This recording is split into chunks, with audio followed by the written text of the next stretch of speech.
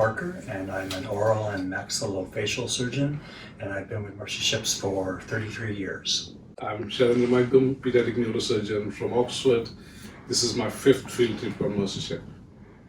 I'm John Rowland. I do otolaryngology head and neck surgery in Seattle. I've been on Mercy Ships intermittently for 20 years.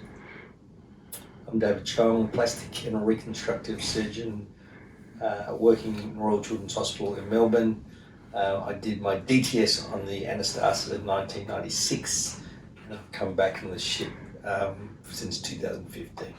It's a good teamwork. We have, over a period of time, settled down to a very good teamwork. We know exactly what to do, where to go, when to disappear, when to reappear. Oftentimes, it's hard to believe, but in big hospitals, oftentimes the different services sort of stick to themselves, and everyone's trying to prove that they can do everything better than everybody else. And actually, when you get this group of 4 different specialties looking at someone's face, you've got expertise in all different areas, so it's really the best for the patient to get everybody working together. And the fact that happens here is, it's not a given that happens every place, and I'm sure it does, but this is the best I've ever found. I think echoing what Gary was saying, like usually in the world it's a battle of egos, every specialty is trying to say we can do this, we don't need anybody else. So it's really nice to come to a ship where we all kind of come in with their different skill sets and listen to each other and have that ability to nut out what's best. No one's saying I'm the only one who's got the right answer. Everyone's sort of having a look and we've got the ability to sort of go, yeah, maybe that's the better way to do it, even if it's not your way of doing it. And there's give and take with that. And I think we have done some really tough cases and done them pretty well. I believe. I've always I like the environment on the ship, and that people are very supportive and humble and will help you just do the best for the patient. Everyone's got the patient in mind and not their own ego. And it's hopefully the people that come on the ship from community will also pick that up, and something's different because, and even this has been accepted into the band. It's like a band because you two play music for a while since you're in high school, huh? It was, I mean, we went to the same high We school, didn't know each other. but John was the cool dude and I was the geek, so we didn't really cross paths too much along the way. He was basketball, varsity basketball, Right. me, Boy Scout, it just wasn't the same. I decided your sister knew who I was. That's why. She did, she was athlete also. Yeah, so. she knew who I was. Yeah. Really? So, but then John went off to medical school in England, and when he came back to UCLA for his residency, I was also doing my residency, and we were reintroduced by a common friend and been friends ever since. Went for a run up to Mescal Canyon. Yeah. And now you live in the same area in Washington, too. I do, and John was the best man at our wedding. Susan did my wedding. Let's So go. that was very good. That's cool. Yeah. And I heard that you, Dr. Chung, weren't you in my mom's DTS something? I was in 1996. In my year off, I came to the Mercy Ships looking for answers for my faith as well as direction for my life, and got onto the ship. And first talk I heard was from your mum, Susan Parker, which is very overwhelmingly emotional for me, and then followed by your father. I actually remember the day vividly because I felt like 2 things happened to me. One was that my life made sense, and 2 was that I thought I'm in the right place at the right time.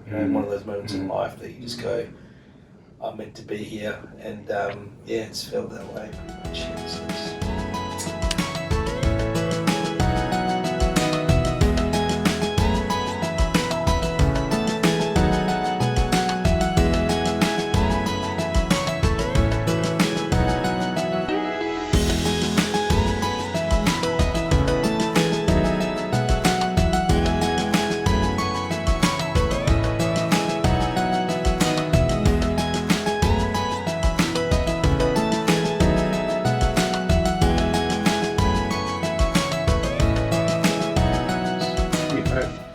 difficult cases, we had complications, and that puts lots of stress on Gary when he's on the ship because he's there all the time, and I'm back home and I'm on the phone and telling him what to do, and Gary's like, how much do you want me to remove? And then we have to tell him exactly what to do. Yeah. And then the nurse is calling me every morning about 8 o'clock when we do the round saying that this is happening, and that. It's a challenge, but overall we have been pretty good in keeping our complication rates down. No, Vincent was the Dali, Dali. the artist Dali. So Dolly was your first Dali was the surgery together? most difficult case to do. It's massive, big encephalocele in the front. His both eyes were kind of almost looking Couldn't see from the through. side. Yeah, that thing. So it's a birth deformity that children have where there's a weakness in the bone around the forehead and the eyes, and then the lining of the brain, and sometimes the brain starts to bulge out.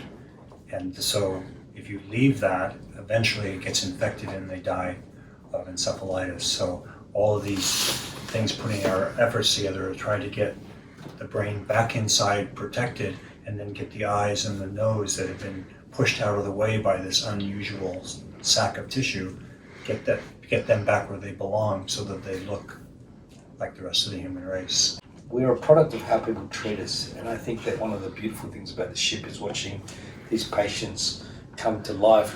They're so used to being ostracised, and yet regardless of how they look, the ship loves them, you know, and they get so much interaction from the nurses and from us as doctors, and everyone just pouring love into them, that they walk out different people, you know. I think it's one of the first places they come with it. People aren't afraid of them. Yeah. They're not afraid of the Yeah. disease or the deformity. They've seen it before, know something, take a very different approach to it.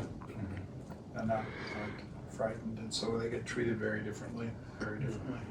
As a surgeon, you're so used to personal thanks and accolades, you know, that's from your patients, but on the ship, it's a body. It's like everyone's got their role. We come in, we do our surgery, and sometimes we leave, somebody else follows up that surgery, but that's why it works. It's because the ego's gone, Yeah. and we're all part of something, like a body. The ship's like a body, and everyone's got their role, and no one's saying I'm the best, no one's saying I'm the most important, but, you know, no, everyone just goes, this is what I've got to do.